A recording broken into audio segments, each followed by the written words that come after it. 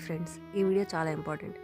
అమెరికాలో రీసెంట్‌గా 3 డిఫరెంట్ స్టేట్స్‌లో జరిగిన 3 డిఫరెంట్ ఫైర్ యాక్సిడెంట్స్‌లో మన ఇండియన్ స్టూడెంట్స్ చాలా ప్రాబ్లమ్స్ ఫేస్ చేశారు.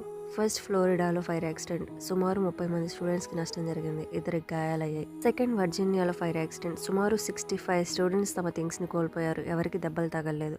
Third as you all know అలబామాలో మన తెలంగాణకు చెందిన ఇద్దరు స్టూడెంట్స్ చనిపోయారు. చాలా బాధాకరం. ఈ 3 ఇన్సిడెంట్స్‌లో మంటలు ఎలా వచ్చాయో ఇంకా తెలియదు. Investigation is going on. యూఎస్‌లో ఫైర్ యాక్సిడెంట్స్‌కి చాలా రీజన్స్ ఉంటాయి. కుకింగ్ చేసేటప్పుడు చాలా కేర్‌ఫుల్‌గా ఉండాలి.